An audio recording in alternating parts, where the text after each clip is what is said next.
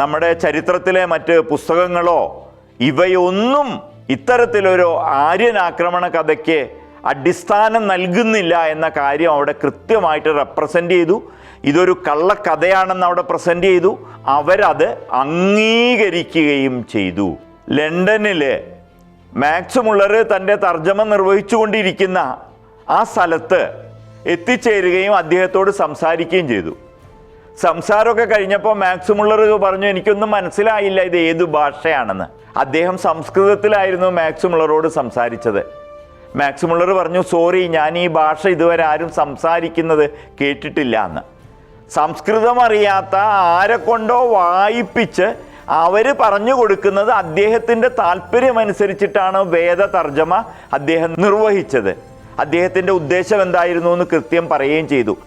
മഹിത ഭാരതത്തിലേക്ക് ഏവർക്കും സ്വാഗതം.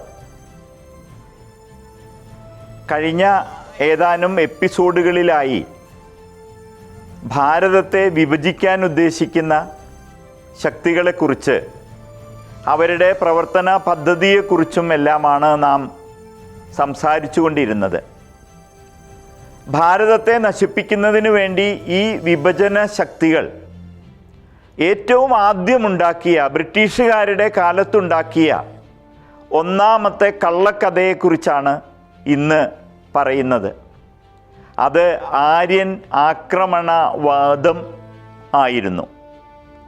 ഒരു പുസ്തകവുമായി ബന്ധപ്പെടുത്തിക്കൊണ്ട് ആ കഥ ആരംഭിക്കാനാണ് ഇന്ന് ഉദ്ദേശിക്കുന്നത്. 1-2 എപ്പിസോഡുകളിൽ ഇത് അവസാനിക്കില്ല. ഈ വിഷയവുമായി ബന്ധപ്പെട്ട് തിരിച്ച് വിശ്വസിക്കുന്നവരുണ്ടെങ്കിൽ, അതൊരു ശരിയായ കഥയാണെന്ന് വിശ്വസിക്കുന്നവരുണ്ടെങ്കിൽ, അവരോടുള്ള അപേക്ഷ ഇതാണ്: നിങ്ങൾ തീർച്ചയായും ഈ വീഡിയോയുടെ പ്രതികരണമായിട്ട് അക്കാര്യം സൂചിപ്പിക്കണം. അടുത്ത വരുന്ന എപ്പിസോഡുകളിൽ അക്കാര്യം നമുക്ക് വിശദമായി ചർച്ച ചെയ്യാം. അങ്ങനെ സുദീർഘമായ ഒരു ചർച്ച ഈ വിഷയത്തിൽ നടത്താനാണ് സീഡ് TV ഉദ്ദേശിക്കുന്നത്. നമുക്ക് വിഷയത്തിലേക്ക് വരാം. ഈ വിഷയവുമായി ബന്ധപ്പെട്ട് ഞാൻ ആദ്യമായി വായിച്ച പുസ്തകത്തിൽ തൊട്ടാണ് ഈ ചർച്ച ആരംഭിക്കുന്നത്. 1993 ചെങ്ങന്നൂരുള്ള നിത്യഭാരതി ബുക്സ് പ്രസിദ്ധീകരിച്ച ആര്യന്മാരുടെ ആദിദേശം എന്ന പുസ്തകമാണ് ഈ വിഷയത്തിൽ ആദ്യമായിട്ട് ഞാൻ വായിക്കുന്ന പ്രധാന പുസ്തകം. അന്നതൊരു ചെറിയ പുസ്തകമായിരുന്നു. 2009 ആ പുസ്തകം ഒന്നുകൂടി, അതിനകത്ത് 1997 ആചാര്യ നരേന്ദ്രഭൂഷൺ ജി, ചെങ്ങന്നൂർ ആര്യ സമാജത്തിന് നേതൃത്വം നൽകിയിരുന്ന ദയാനന്ദ ഭവനിൽ നിത്യഭാരതി ബുക്സ് എന്ന പേരിൽ വൈദിക ഗ്രന്ഥങ്ങൾ ഏറെ പ്രസിദ്ധീകരിച്ച, വടക്കൻ കേരളത്തിലുള്ളവർക്ക് ഒരുപക്ഷെ അധികം അറിവുണ്ടാവില്ല, ഈ ആധുനിക കേരളത്തിൽ വൈദിക സാഹിത്യത്തിൻ്റെ പ്രചരണത്തിനു വേണ്ടി, ശുദ്ധമായ ശാസ്ത്ര പ്രചരണത്തിനു വേണ്ടി ജീവിതം ഒഴിഞ്ഞു വച്ചിരുന്ന ഒരു മഹാനായ മനുഷ്യനായിരുന്നു ആചാര്യ നരേന്ദ്രഭൂഷൺ ജി. ഈ ആചാര്യ നരേന്ദ്രഭൂഷൺ ജി 1997 തിരുവനന്തപുരത്ത് പുത്തരിക്കണ്ടം മൈതാനത്ത് ശ്രീരാമദാസ മിഷൻ്റെ നേതൃത്വത്തിൽ നടന്ന രാമനവമി ആഘോഷത്തിൽ ചെയ്ത വലിയൊരു പ്രസംഗവും, ഉജ്ജ്വലമായ കൃത്യമായ ഒരു പ്രസംഗം കൂടി ചേർത്തിട്ട് ഇതൊരു പുസ്തകമാക്കി വീണ്ടും പ്രസിദ്ധീകരിച്ചിട്ടുണ്ട്. ആ പുസ്തകമാണ് ഇവിടെ കാണിക്കുന്നത്.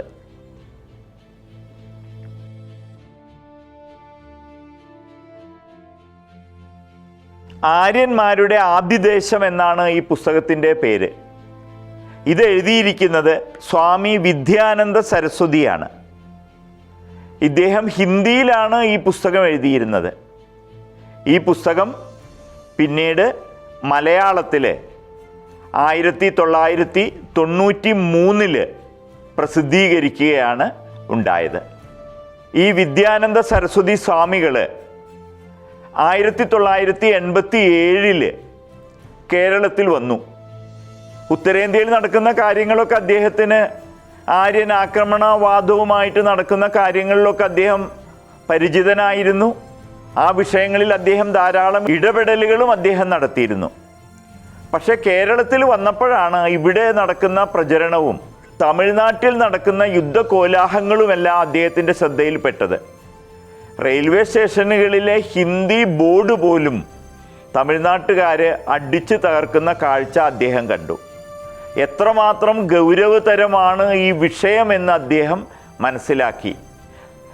തെക്കേ ഇന്ത്യയെ ഉത്തരേന്ത്യയിൽ നിന്ന് വേർതിരിക്കാൻ വേണ്ടിയിട്ട് എപ്രകാരമാണ് ഈ വാദം ആളുകൾ ഉപയോഗിക്കുന്നത് എന്ന് അദ്ദേഹത്തിന് മനസ്സിലായി.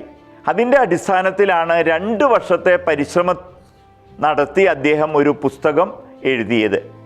ആ പുസ്തകമാണ് ആര്യന്മാരുടെ ആദിദേശം. 1989 ഹിന്ദിയിൽ ആ പുസ്തകം പ്രസിദ്ധീകരിച്ചു. ഈ പുസ്തകമാണ് ആചാര്യ നരേന്ദ്രഭൂഷൺ തർജ്ജമ ചെയ്ത് 1993 ചെങ്ങന്നൂർ നിത്യഭാരതി ബുക്സ് പ്രസിദ്ധീകരിച്ചത്. ആ പുസ്തകമായിരുന്നു പ്രസ്തുത വിഷയത്തിൽ ഞാൻ ആദ്യം വായിച്ച വിഷയം. ഭാരതത്തിൻ്റെ ചരിത്രത്തെക്കുറിച്ച് ഏറെ ബോധമൊന്നും ഇല്ലാതിരുന്ന ഒരു കാലത്ത്, ബ്രിട്ടീഷുകാരൻ എഴുതിയതെല്ലാം വിശ്വസിച്ചിരുന്ന ഒരു കാലത്താണ് ആദ്യമായി ഈ പുസ്തകത്തിൻ്റെ വായന നടത്തിയത്. ഞാൻ ഈ പുസ്തകവുമായി ബന്ധപ്പെടുത്തിക്കൊണ്ട് അല്പകാര്യം സംസാരിക്കാം. സ്വാമിജിയുടെ വരികളിൽ പുസ്തകത്തിൻ്റെ ആരംഭം തൊട്ട് അല്പം ഒന്ന് വായിക്കാം. നാം ഭൂതകാലത്തിൻ്റെ അടിത്തറയിൽ നിന്ന് ഭവിഷ്യത്തിനു വേണ്ടി വർത്തമാനകാലത്തിൽ പ്രവർത്തിക്കുന്നു. അതിനാൽ ആരുടെയെങ്കിലും ഭാവി തകർക്കണമെങ്കിൽ അവരുടെ ഭൂതകാലത്തെ ദുഷിപ്പിച്ചാൽ നിഷ്പ്രയാസം തകർക്കാം. കഴിഞ്ഞു പോയതിനെ തീർത്തും ഇല്ലാതാക്കാൻ കഴിയുകയില്ല. എന്നാൽ അതിനെ വികൃത രൂപത്തിലാക്കി കാണിച്ച് വെറുപ്പുളവാക്കാൻ കഴിയും. ഇംഗ്ലീഷുകാർ ഭാരതത്തിൽ വന്നത് ഇവിടം അധീനത്തിലാക്കുവാനും ക്രിസ്തുമതം ആവുന്നത്ര പ്രചരിപ്പിക്കാനുമാണ്. അവരുടെ നിലനിൽപ്പ് ഭദ്രമാക്കാൻ ഇന്നാട്ടുകാരെ ഭിന്നിപ്പിച്ചു നിർത്തേണ്ടിയിരുന്നു. അതിനുവേണ്ടി ഇന്നാട്ടാരിൽ കുറേ പേർ ആദിവാസികളും കുറേ പേർ അവരെ പരാജിതരാക്കി അധികാരം കൈവശപ്പെടുത്തിയവരുമാണെന്നുമുള്ള ആശയത്തിന് ജന്മം നൽകി.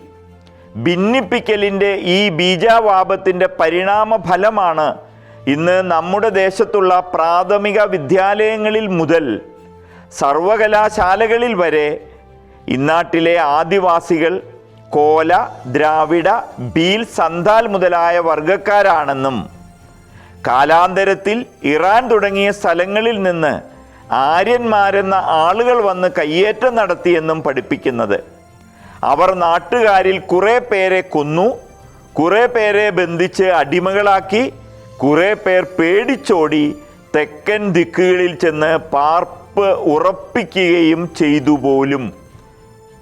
ഇതാണ് ഭാരതത്തിലെ ജനങ്ങളെ വിഭജിക്കാൻ ബ്രിട്ടീഷുകാരൻ ഏറ്റവും ആദ്യമുണ്ടാക്കിയ കഥ. ഇതാണ് ആര്യൻ ആക്രമണവാദം. നോക്കൂ, അദ്ദേഹം എഴുതുകയാണ്. അദ്ദേഹം എഴുതുന്നത് അറിയാം 1980കളിലാണ്. രാഷ്ട്രം സ്വതന്ത്രമായി 40 വർഷം കഴിഞ്ഞിട്ടും നാം ഇത്തരം മിഥ്യാസങ്കല്പങ്ങളിൽ മുഴുകി ജീവിക്കുന്നുവെന്നത് ദുഃഖവും ആശ്ചര്യവും ഉണ്ടാക്കുന്നു. ഇതിൻ്റെ ദുഷ്പരിണാമങ്ങൾ വിവിധ രൂപങ്ങളെടുത്ത് പ്രത്യക്ഷപ്പെടുന്നുണ്ട്. 200 വർഷം മുമ്പ് വന്ന ഇംഗ്ലീഷുകാർ വിദേശികളാണെങ്കിൽ 3000 കൊല്ലം മുമ്പ് വന്ന ആര്യന്മാർ എന്തുകൊണ്ട് വിദേശികളല്ലെന്ന് ചിലർ ചോദിക്കുന്നു. ഇംഗ്ലീഷുകാരെ പോലെ ആക്രമികളായി കടന്നു വന്ന ആര്യന്മാരും ഏകദേശം 60 കോടി ആളുകൾ ഈ നാട് വിട്ടുപോയി ഇവിടുത്തെ ആദിമവാസികളിൽ ഭരണം നിക്ഷിപ്തമാകുന്നതുവരെ ഈ രാജ്യം സ്വതന്ത്രമാണെന്ന് പറയാനാവില്ല പോലും. അവരുന്നയിച്ച വാദം ഇതാണ്. ബ്രിട്ടീഷുകാരുന്നയിച്ച വാദം ഇതാണ്. ഞങ്ങളല്ല പോവേണ്ടത്, അതിനു മുമ്പ് വന്നവർ പോവണം എന്നുള്ള വാദം ഇവിടുത്തെ ആളുകൾക്കിടയിൽ അവർ രൂഢമൂലമാക്കി. മുമ്പ് നിലവിലുണ്ടായിരുന്ന ഒരു മാസികയാണ് മുസ്ലിം ഇന്ത്യ. ഈ മുസ്ലിം ഇന്ത്യ മാസികയിൽ വന്ന ഒരു ലേഖനത്തിൻ്റെ അല്പഭാഗം ശ്രദ്ധിക്കുന്നത് എപ്രകാരമാണ് ഇത് വളർന്ന് ഈ ആര്യൻ ആക്രമണവാദത്തെ ഇവിടെ വളർത്തിക്കൊണ്ടുവന്നതെന്നും അത് എപ്രകാരമാണ് ആളുകളുടെ ഉള്ളിൽ പല ചിന്തകളും ഉണ്ടാക്കിയതെന്നും മനസ്സിലാക്കാൻ ഇത് ഉപകരിക്കും. മുസ്ലിം ഇന്ത്യ എന്ന പേരിലൊരു മാഗസിൻ ഉണ്ടായിരുന്നു. ആ മാഗസിൻ്റെ 1985 മാർച്ച് 27 ലക്കത്തിലെ ഒരു പരാമർശം ഇവിടെ എല്ലാവരും ശ്രദ്ധിക്കുക. This land, India, belongs to those who are its original inhabitants and hence its rightful owners. It is they who built the Harappa and Mohenjo-daro, the world's most ancient civilization. Most of India's Muslims and Christians are converts from the sons of the soil. They are either Dalits or tribals. In all foreign invasions, it is these people who defended India. They, the Aryans, don't belong to India and hence don't love India. They are foreigners, the enemy within. As Aryans, they are also India's first foreigners. If Muslims and Christians are foreigners and must get out of India, the India's first foreigners, the Aryans, are duty bound to get out first. Those who came first must leave first. ഭാരതത്തിലുള്ള മുസ്ലിങ്ങളും ക്രിസ്ത്യാനികളും ഇവിടെ ഉണ്ടായിരുന്ന ദളിതുകളും ആദിവാസികളും ഒക്കെ conversion നടത്തിയവരാണെന്നും അല്ലാത്തവർ മുഴുവൻ പണ്ട് വന്ന ആര്യന്മാരുടെ പിന്മുറക്കാരാണെന്നും അതുകൊണ്ട് അവർ ഈ രാഷ്ട്രം വിട്ടു പോവണമെന്നുമുള്ള വാദത്തിലേക്ക് എന്തെത്തിച്ചേർന്നു? ആര്യൻ ആക്രമണവാദത്തിൻ്റെ കഥ എത്തിച്ചേർന്നു. അതിൻ്റെ വികാസവും അത് എപ്രകാരം സ്വാധീനം ചെലുത്തി എന്ന് മനസ്സിലാക്കാനാണ് ഈ ഭാഗങ്ങൾ ഇവിടെ ഉന്നയിച്ചത്. ആ സമയത്ത് നടന്ന കുറച്ച് കാര്യങ്ങൾ സ്വാമി ഈ പുസ്തകത്തിൽ വ്യക്തമാക്കുന്നുണ്ട്. നമ്മുടെ ലോക്സഭയിലേക്ക് ആളുകളെ രാഷ്ട്രപതി നോമിനേറ്റ് ചെയ്യാറുണ്ട്. അങ്ങനെ നോമിനേറ്റ് ചെയ്ത ഒരാളായിരുന്നു 1977 ഉണ്ടായിരുന്ന ഒരാളായിരുന്നു ഫ്രാങ്ക് ആൻ്റണി. ഈ 1977 സെപ്റ്റംബർ 4 അദ്ദേഹം ലോക്സഭയിൽ ആവശ്യപ്പെട്ട ഒരു കാര്യം സ്വാമിജി ഇതിൽ നോട്ട് ചെയ്തിട്ടുണ്ട്. Sanskrit should be deleted from the 8th schedule of the constitution because it is foreign language brought to this country by foreign invaders the Aryans. ലോകസഭയിലേക്ക് രാഷ്ട്രപതി നോമിനേറ്റ് ചെയ്ത ആളുടെ പ്രസംഗമാണ് ഈ പറയുന്നത്. പിന്നെ ബാക്കിയുള്ളവരുടെ കാര്യം പറയാനുണ്ടോ? ഇനി നോക്കൂ, നമ്മൾ ആദ്യത്തെ ഉപഗ്രഹമായിട്ട് ആര്യഭട്ടയെ വിക്ഷേപിച്ചു. DMKയുടെ ലോക്സഭയിലെ പ്രതിനിധി പറഞ്ഞ കാര്യം ഒന്ന് ശ്രദ്ധിക്കൂ. 1978 ഫെബ്രുവരി 23 ലോക്സഭയിൽ DMK അംഗമായ ശ്രീ ലക്ഷ്മണൻ ഭാരതീയ ഉപഗ്രഹത്തിന് വിദേശിയായ ആര്യഭട്ടൻ്റെ പേരിടാൻ പാടില്ലെന്ന് വാദിച്ചു. പിന്നെ DMKക്കാർ തമിഴ്നാട്ടിൽ ഉടനീളം ആര്യനാണെന്നുള്ള വാദം ഉന്നയിച്ച് ശ്രീരാമൻ്റെ പ്രതിമകളിൽ മുഴുവൻ ചെരുപ്പുമാലകൾ ചാർത്തി. ഇപ്രകാരത്തിലാണ് ഭാരതത്തിൽ ആര്യൻ ഇൻവേഷൻ്റെ കഥ വികസിച്ചു വന്നത്, ജനങ്ങൾക്കിടയിൽ സ്വാധീനം ചെലുത്തി വന്നത്. ഈ സമയത്ത് ഇതിനെതിരെ ഏറ്റവും ആദ്യമായിട്ട് ശ്രദ്ധാപൂർവം പ്രതികരിച്ച ആളായിരുന്നു സ്വാമി ദയാനന്ദ സരസ്വതി. അതുകൊണ്ട് തന്നെയാണ് ദയാനന്ദ സരസ്വതിയുടെ ശിഷ്യനായ ആചാര്യ നരേന്ദ്രഭൂഷൺ നമുക്ക് ഈ പുസ്തകം തന്നതും. ദയാനന്ദ സരസ്വതി ആദ്യമായിട്ട് ലോകത്തോട്, പ്രമുഖരായിട്ടുള്ള ആളുകളോട് മുഴുവൻ പറഞ്ഞു, ഒരു സംസ്കൃത ഗ്രന്ഥത്തിലും ചരിത്രത്തിലും ആര്യന്മാർ ഇറാനിൽ നിന്നോ മറ്റോ വന്നവരാണെന്നോ അവർ ഇവിടെ ആ പരിഷ്കൃതരോട് യുദ്ധം ചെയ്ത് ജയിച്ച് അവരെ തുരത്തി രാജ്യം കീഴടക്കിയെന്നോ എഴുതിയിട്ടില്ല.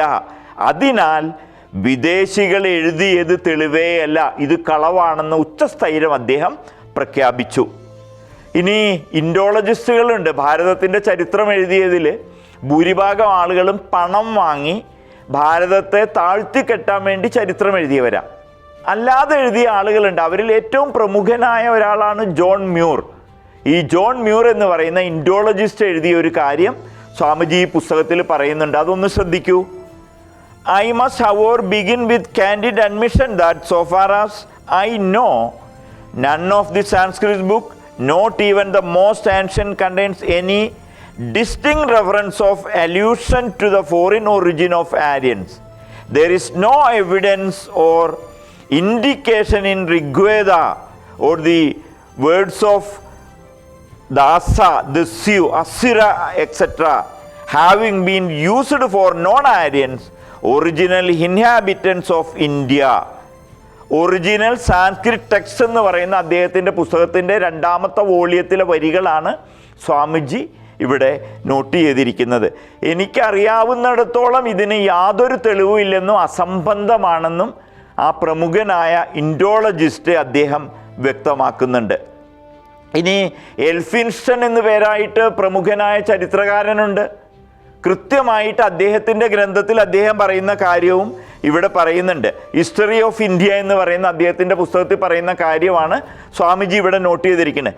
Neither in the code of Manu nor in the Vedas nor in any book which is older than the code of Manu is there any allusion to Aryan prior residence in any country outside India. ഭാരതത്തിന് പുറത്ത് എവിടെയും ആര്യന്മാരെന്നൊരു വംശം ഉണ്ടായിരുന്നതായിട്ട് തെളിവില്ലെന്ന് അദ്ദേഹം കൃത്യവും വ്യക്തവുമായിട്ട് അദ്ദേഹം ഇവിടെ വ്യക്തമാക്കുന്നുണ്ട്. പിന്നെ എവിടെയാണ് ഈ വാദം ആദ്യമായിട്ട് പ്രത്യക്ഷപ്പെട്ടത്? കൃത്യമായിട്ട് സ്വാമിജി പറയുന്നു, ആദ്യമായിട്ട് ഇങ്ങനെ ഒരു കഥ പ്രത്യക്ഷപ്പെടുന്നത് കാംബ്രിഡ്ജ് ഹിസ്റ്ററി ഓഫ് ഇന്ത്യ എന്ന് പറയുന്ന പുസ്തകത്തിലാണ്. കൃത്യമായ ഒരു ലക്ഷ്യം അവർക്ക് ഉണ്ടായിരുന്നു. ആര്യന്മാർ വെളിയിൽ നിന്ന് ഭാരതത്തിൽ വന്നതാണെന്നും ഭാരതത്തിലെ ആദിവാസികൾ കോല, ദ്രാവിഡ, ബീല, സന്താലാദികളാണെന്നും ഒന്നാമത് എഴുതിവിട്ടത് കാംബ്രിഡ്ജ് ഹിസ്റ്ററി ഓഫ് ഇന്ത്യയിലാണ്. പിന്നീട് ഈ ആശയം പ്രചരിപ്പിക്കാൻ ബനാറസിലും ലാഹോറിലും കേന്ദ്രങ്ങളുണ്ടാക്കി. ഇത് പ്രചരിപ്പിക്കാൻ വേണ്ടി തന്നെ കേന്ദ്രങ്ങളുണ്ടാക്കി. TH ഗ്രിഫിത്തിനെ ബനാറസ് കോളേജിൻ്റെ പ്രിൻസിപ്പലാക്കി ഏൽപ്പിച്ചത് ഈ മിഷനാണ്, ഈ ആര്യൻ കഥയെ പ്രചരിപ്പിക്കണമെന്ന്. അതേപോലെ ലാഹോറിൽ ഓറിയൻ്റൽ കോളേജ് പ്രിൻസിപ്പലായിട്ട് AC ബുൽനറെ ഇവർ നിയമിച്ചു. അദ്ദേഹത്തെ ഏൽപ്പിച്ചത് ഇതാണ്. ഈ കോളേജുകളിൽ സംസ്കൃതം MAക്ക് ചേരുന്ന വിദ്യാർത്ഥികളെ, വിശേഷിച്ച് ബ്രാഹ്മണരെ, വലിയ സ്കോളർഷിപ്പ് നൽകി ഓക്സ്ഫോർഡിന് അയച്ചു. പഠിത്തം കഴിഞ്ഞു വരുന്നവരെ അങ്ങിങ്ങ് പ്രിൻസിപ്പലോ ഒന്നാം കിട പ്രൊഫസറോ ആയി നിയമിച്ചു. ലാഹോറിലും ബനാറസിലും ഓക്സ്ഫോർഡ് പാഠ്യക്രമമാണ് ഏർപ്പെടുത്തിയിരുന്നത്. ഓക്സ്ഫോർഡ് ആയിരുന്നു ഇതിൻ്റെ കേന്ദ്രം. നമ്മൾ മുമ്പ് നമ്മുടെ രാഷ്ട്രത്തെ നശിപ്പിക്കാൻ ഉദ്ദേശിക്കുന്ന 2 പുസ്തകങ്ങൾ പറഞ്ഞ സമയത്ത് ആദ്യകാലത്ത് ഓക്സ്ഫോർഡിൽ നടന്നതും ഇപ്പോൾ ഹവാർഡിൽ നടക്കുന്നതും വിശദീകരിച്ചത് ആളുകൾ ഓർക്കുന്നുണ്ടാവും. 29ാമത്തെ എപ്പിസോഡിൽ ഓക്സ്ഫോർഡിൽ ഇവരെ കൊണ്ടുപോയി വലിയ സ്കോളർഷിപ്പും സൗകര്യവും കൊടുത്തു. ഈ മിഷൻ അവരെ ഏൽപ്പിച്ചു. തിരിച്ചു കൊടുന്ന് ഭാരതത്തിലെ കോളേജുകളിൽ പ്രിൻസിപ്പലാക്കി. കേംബ്രിഡ്ജ് ഹിസ്റ്ററി ഓഫ് ഇന്ത്യ എന്ന് പറയുന്ന പുസ്തകത്തിൽ ആദ്യം ഇതവർ പ്രചരിപ്പിക്കുകയും ചെയ്തു. വൈദിക ധർമ്മത്തിൻ്റെ വേരുകൾ പോലും തോണ്ടിയെടുത്ത് ഉണക്കിപ്പൊടിച്ച് പറത്തിക്കളയാതെ ലക്ഷ്യപ്രാപ്തി ഉണ്ടാവുകയില്ലെന്ന് ഇംഗ്ലീഷുകാർ അറിഞ്ഞിരുന്നു. അതിനു വേണ്ടിയാണ് അവരിത് ചെയ്തത്. ബോർഡൻ ചെയർ എന്ന് പലരും കേട്ടിട്ടുണ്ടാവും. ഇംഗ്ലീഷ് ഈസ്റ്റ് ഇന്ത്യ കമ്പനിയിൽ ലെഫ്റ്റനന്റ് കേണൽ ആയിരുന്ന ബോർഡൻ സാഹിബ് വലിയൊരു എമൗണ്ട് തൻ്റെ സമ്പാദ്യം മുഴുവൻ ഓക്സ്ഫോർഡ് സർവകലാശാലയ്ക്ക് കൊടുത്തിട്ട് ബോർഡൻ ചെയർ എന്ന പേരിൽ അവിടെ ഒരു പഠന കേന്ദ്രം ഉണ്ടാക്കി. ഭാരതത്തിലെ സംസ്കൃത ഗ്രന്ഥങ്ങളും നമ്മുടെ മറ്റ് ശാസ്ത്ര ഗ്രന്ഥങ്ങളും ട്രാൻസ്ലേറ്റ് ചെയ്യുക എന്നതായിരുന്നു അതിൻ്റെ ഉദ്ദേശം.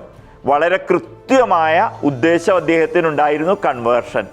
അതിനു വേണ്ടിയിട്ട് അദ്ദേഹം സംസ്കൃതത്തിൽ നിന്ന് ഇംഗ്ലീഷിലേക്ക്, സംസ്കൃത ഇംഗ്ലീഷ് നിഘണ്ടു വരെ ഉണ്ടാക്കാൻ അദ്ദേഹം പണം ചെലവഴിച്ചു. അതിൻ്റെ ഫലമായിട്ടാണ് മോണിയർ വില്യംസിൻ്റെ സംസ്കൃത ഇംഗ്ലീഷ് നിഘണ്ടു ഒക്കെ ഉണ്ടാകുന്നത്. ഈ കാര്യങ്ങളൊക്കെ ബോർഡൻ ചെയറിനെ കുറിച്ച് മനസ്സിലാക്കുമ്പോൾ നമുക്ക് അറിയാൻ പറ്റും. ഭാരതത്തിലെ കൃതികൾ തർജ്ജമ ചെയ്യുന്നതിൻ്റെ മഹത്വം മനസ്സിലാക്കാനായിരുന്നില്ല, കൃത്യമായ ഉദ്ദേശത്തിലായിരുന്നു. ഇവിടെ ശ്രദ്ധിക്കൂ, വിദേശികൾ എന്തു ലക്ഷ്യം വെച്ചുകൊണ്ടാണ് നമ്മുടെ സാഹിത്യത്തിൽ ഘോരമായ പഠന പരിശ്രമം നടത്തിയതെന്ന് മോണിയർ വില്യംസ് രചിച്ച സംസ്കൃതം ഇംഗ്ലീഷ് ഡിക്ഷണറിയുടെ ഭൂമികയിലെ ഈ വാക്കുകൾ വെളിവാക്കുന്നു. ആ വാക്കുകളൊന്ന് ശ്രദ്ധിക്കൂ. That the special object of this magnificent bequest was to promote the translation of scriptures into English so as to enable his countrymen to proceed in the conversion of the natives of India to Christian religion. ഒരു സംശയമില്ലാണ്ട് അവരതിൽ വ്യക്തമാക്കുന്നുണ്ട്, പുസ്തകത്തിൽ തന്നെ കൃത്യമായിട്ട് വ്യക്തമാക്കുന്നു. എന്നിട്ട് പറയുകയാണ്, ഇംഗ്ലീഷിൽ തർജ്ജമ ചെയ്ത് കൊടുപ്പിക്കുന്നതിനെ പറ്റിയിട്ട് പറയുന്ന ഈ കാര്യം നോക്കൂ. അദ്ദേഹം വീണ്ടും മോണിയർ വില്യംസ് വ്യക്തമാക്കുന്നത് നോക്കൂ. The study of Sanskrit in relation to missionary work in India when the walls of the mighty fortress of Hinduism are encircled, undermined and finally stormed by the soldiers of the cross, the victory of Christianity must be signal and complete. ഇത് ഉപയോഗപ്പെടുത്തുന്ന അതിനാണ്. ഭാരതീയരെ മുഴുവൻ കുരിശിൻ്റെ പടയാളികളാക്കാൻ, കുരിശിൻ്റെ കീഴിലാക്കാൻ വേണ്ടിയിട്ടാണ് ഈ പരിശ്രമമെന്ന് അർത്ഥശങ്കയ്ക്കിടയില്ലാതെ ഇത് വ്യക്തമാക്കിയിട്ടുണ്ട്. പിന്നീട് അവർ കൊടുക്കുന്ന ഏറ്റവും വലിയ മഹാൻ മാക്സ് മുള്ളർ ആയിരുന്നു. ആ കാര്യം നമ്മൾ മുമ്പ് ചിലത് കണ്ടിട്ടുണ്ട്. ഈ മാക്സ് മുള്ളർ സ്വന്തം ഭാര്യയ്ക്ക് എഴുതിയ കത്തിലെ കാര്യങ്ങൾ അത് നമ്മൾ മുമ്പൊരിക്കൽ ചർച്ച ചെയ്തതാണ്. ഇതാ കൃത്യമായിട്ട് മാക്സ് മുള്ളറുമായി ബന്ധപ്പെട്ട് ഇപ്പം ഈ പറഞ്ഞതും ഇനി പറയാൻ പോകുന്നതുമായ കാര്യങ്ങൾ മുഴുവൻ ഈ പുസ്തകത്തിലുണ്ട്. അത്യാവശ്യമുള്ള കാര്യങ്ങൾ സ്വാമിജി ഇവിടെ തന്നെ പറഞ്ഞിട്ടുണ്ട്. ഈ പുസ്തകം നമ്മൾ മുമ്പ് ചർച്ച ചെയ്താണ്. ഇതാണ് അദ്ദേഹത്തിൻ്റെ ഭാര്യ എഡിറ്റ് ചെയ്തിട്ടുള്ള മാക്സ് മുള്ളറുടെ ജീവിതവും കത്തുകളും ഒക്കെ ഉൾപ്പെടുന്ന പുസ്തകമാണിത്. ഇവിടെ നോക്കൂ, മാക്സ് മുള്ളർ പറയുന്നത് നോക്കൂ, ഭാര്യയ്ക്ക് എഴുതിയ കത്തിലുള്ള ഭാഗങ്ങൾ നോക്കൂ. ഈ പുസ്തകത്തിലെ 34-ാമത്തെ പേജിലുള്ള കാര്യങ്ങളാണിത്. This education of mind and the translation of the Veda will hereafter tell to a great extent on the fate of India. It is the root of their religion, and to show them what the root is, I feel sure, is the only way of uprooting all that has sprung up from it during the last 3000 years. കഴിഞ്ഞ 3000 വർഷമായിട്ട് അവർ വിശ്വസിച്ചിരുന്നവർ അവരെ വിശ്വാസത്തിൻ്റെ വേരുകൾ മുഴുവൻ എടുത്തു കാണിക്കും. അത് വിഡ്ഢിത്തമാണെന്ന് അവരെ ബോധ്യപ്പെടുത്തും. അവരെ മുഴുവൻ വീണ്ടും നമ്മൾ കുരിശിൻ്റെ മുന്നണി പോരാളികളാക്കി മാറ്റുമെന്ന അർത്ഥശങ്കയ്ക്ക് ഇടയില്ലാതെ എഴുതിയിട്ടാണ് അദ്ദേഹം തൻ്റെ വേദ തർജ്ജമ അദ്ദേഹം നിർവഹിക്കുന്നത്. അപ്രകാരമാണ് അദ്ദേഹം നിർവഹിച്ചത്. Your work will make a new era in the efforts for the conversion of India എന്ന് E.B. പൂസെ, മാക്സ് മുള്ളറുടെ സുഹൃത്ത്, അദ്ദേഹത്തിന് എഴുതിയ കത്ത് നമുക്ക് ഇതിനകത്ത് ഇവിടെ ലഭ്യമാണ്. ഇന്ത്യ സെക്രട്ടറിയുടെ പേരിൽ മാക്സ് മുള്ളർ എഴുതിയ ഒരു കത്തിലൊരു വരിയും കൂടി ഇവിടെ ശ്രദ്ധിക്കൂ. The ancient religion of India is doomed. Now if Christianity does not step in, whose fault will it be? ഇന്ത്യയുടെ പ്രാചീന മതം നഷ്ടപ്രായമാണ്. ക്രിസ്തു മതം അതിൻ്റെ സ്ഥാനം ഏറ്റെടുക്കുന്നില്ലെങ്കിൽ കുറ്റം ആരുടേതാണെന്നാണ്. നമ്മൾ ഓരോരുത്തരും പരിശ്രമിച്ച് അത് ചെയ്യണമെന്ന് കൃത്യമായിട്ട് അദ്ദേഹം വിശ്വസിച്ചിരുന്നു, അതിനുവേണ്ടി പരിശ്രമിച്ചിരുന്നു. തിലകനെയും KM മുൻഷിയെ പോലുള്ളവർ പോലും ഇത് വിശ്വസിക്കുകയും പ്രചരിപ്പിക്കുകയും ചെയ്തു എന്നതാണ് സങ്കടം. ഇവരുമായി ബന്ധപ്പെട്ട് നമ്മുടെ നാട്ടിലെ പണ്ഡിതന്മാർ, ഇപ്പോൾ സ്വാമിജിയാണ് കുലപതി KM മുൻഷിയുമായിട്ട് ഇത് ബന്ധപ്പെട്ടത്. ഇവരോട് ചോദിച്ചു, നിങ്ങൾ എന്താണ് ഈ പ്രചരിപ്പിക്കുന്നത് എന്ന് ചോദിച്ചപ്പോൾ രണ്ടുപേരും പറഞ്ഞ മറുപടിയുണ്ട്. ഇവർ പറയുന്ന മറുപടി, ഞാൻ മൂലവേദം അധ്യയനം ചെയ്തിട്ടില്ല, പാശ്ചാത്യ വിദ്വാൻമാർ ചെയ്ത തർജ്ജമയെ വായിച്ചിട്ടുള്ളൂ, അതുകൊണ്ടാണ് ഇപ്രകാരം പറഞ്ഞതെന്ന് തിലകൻ കൃത്യമായിട്ട് പറയുന്നുണ്ട്. ഇതേപോലെ തന്നെ കുലപതി KM മുൻഷി അദ്ദേഹം ഈ കാര്യത്തിൽ പറയുന്നുണ്ട്, ഞാൻ ഇതൊന്നും വായിച്ചിട്ടില്ല. അദ്ദേഹം പറയുന്നത് നോക്കൂ, I believe the Vedas to have been composed by human beings in the very early stage of our culture, and my attempt in this book has been to create an atmosphere which I find in the Vedas as translated by Western scholars and as given in Kate's Vedic Index. I have accepted their views of life and conditions in those times. ഞാനിതൊന്നും പഠിക്കാണ്ട് അവരെഴുതി തന്ന പുസ്തകങ്ങളിലെ വാദമാണ് പറയുന്നതെന്ന് കൃത്യമായിട്ട് പറയുന്നുണ്ട്. വേദത്തിൻ്റെ തർജ്ജമ നിർവഹിച്ചത് max മുള്ളറാണ്. 1854 ഒരു കാര്യം നിരത് സി ചൗധരി മാക്സ് മുള്ളറെ പറ്റി എഴുതിയൊരു പുസ്തകമുണ്ട്. ദി സ്കോളർ എക്സ്ട്രാ ഓർഡിനറി എന്ന് പറയുന്ന പുസ്തകമാണത്. 1854 ഒരു ഭാരതത്തിലെ സംസ്കൃത പണ്ഡിതൻ ലണ്ടനിൽ മാക്സ് മുള്ളർ തൻ്റെ തർജ്ജമ നിർവഹിച്ചുകൊണ്ടിരിക്കുന്ന ആ സ്ഥലത്ത് എത്തിച്ചേരുകയും അദ്ദേഹത്തോട് സംസാരിക്കുകയും ചെയ്തു. സംസാരമൊക്കെ കഴിഞ്ഞപ്പോൾ മാക്സ് മുള്ളർ പറഞ്ഞു, എനിക്കൊന്നും മനസ്സിലായില്ല ഇത് ഏത് ഭാഷയാണെന്ന്. അദ്ദേഹം സംസ്കൃതത്തിലായിരുന്നു മാക്സ് മുള്ളറോട് സംസാരിച്ചത്. മാക്സ് മുള്ളർ പറഞ്ഞു, സോറി, ഞാൻ ഈ ഭാഷ ഇതുവരെ ആരും സംസാരിക്കുന്നത് കേട്ടിട്ടില്ല എന്ന്. സംസ്കൃതം അറിയാത്ത ആരെ കൊണ്ടോ വായിപ്പിച്ച് അവർ പറഞ്ഞു കൊടുക്കുന്നത് അദ്ദേഹത്തിൻ്റെ താല്പര്യമനുസരിച്ചിട്ടാണ് വേദ തർജ്ജമ അദ്ദേഹം നിർവഹിച്ചത്. അദ്ദേഹത്തിൻ്റെ ഉദ്ദേശം എന്തായിരുന്നു എന്ന് കൃത്യം പറയുകയും ചെയ്തു. അതിനുശേഷമാണ് അദ്ദേഹം കുറച്ചെങ്കിലും സംസ്കൃതം കേൾക്കാനും ഇത് മനസ്സിലാക്കാനും കഴിഞ്ഞത്. അതുകൊണ്ടാണ് മുമ്പ് നമ്മൾ ഗ്രാമഫോണിൻ്റെ റെക്കോർഡിങ്ങിൽ, അതേപോലെ ടെലഗ്രാഫിൻ്റെ റെക്കോർഡിങ്ങിലും അദ്ദേഹം ഋഗ്വേദ മന്ത്രം ചൊല്ലിയ കാര്യമൊക്കെ കണ്ടത്. അന്ന് പോലും അദ്ദേഹത്തിന് ഈ തർജ്ജമ മുഴുവൻ നിർവഹിച്ചു കഴിഞ്ഞപ്പോൾ പോലും ഇദ്ദേഹത്തിന് അറിയില്ലായിരുന്നു. ഇതുപോലുള്ള ആളുകൾ നിർവഹിച്ച തർജ്ജമയും വെച്ചുകൊണ്ടാണ് നമ്മുടെ ആളുകൾ ഈ ആര്യൻ ആക്രമണ കഥ വിശ്വസിച്ച് പോന്നത്. ഇനി ഒരു സംഭവം കൂടി പറഞ്ഞ് അവസാനിപ്പിക്കാം. ഇത് നമ്മുടെ നാട്ടിലെ ഒരു പത്രത്തിൽ റിപ്പോർട്ട് ചെയ്ത ഒരു സംഭവം അദ്ദേഹം കൃത്യമായിട്ട് സ്വാമിജി ഇവിടെ വ്യക്തമാക്കുന്നുണ്ട്. അതുകൂടി പറയുകയാണ്. കുറേ വർഷം മുമ്പ് യുനെസ്കോയുടെ നേതൃത്വത്തിൽ ഒരു സമ്മേളനം നടന്നു. അതിനെ പറ്റിയിട്ടുള്ള വിവരമാണ്. 1977 ഒക്ടോബർ 31 ഹിന്ദുസ്ഥാൻ ടൈംസിൽ വന്ന റിപ്പോർട്ടിനെ സ്വാമിജി ഇവിടെ കോട്ട് ചെയ്തിരിക്കുകയാണ്. ഇതൊന്ന് ശ്രദ്ധിക്കൂ. There is no conclusive evidence of Aryan immigration into India from outside, according to Indian historians, linguistics, and archaeologists who participated in the international seminar in Dushanbe, the capital of Soviet Republic of Tajikistan.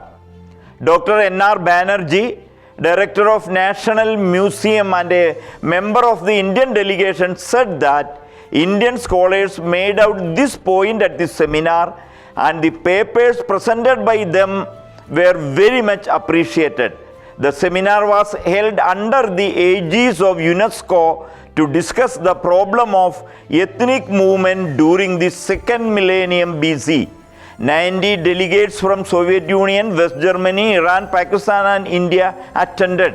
The 7-member Indian delegation was led by Professor B.B. Lal, Director of Advanced Studies.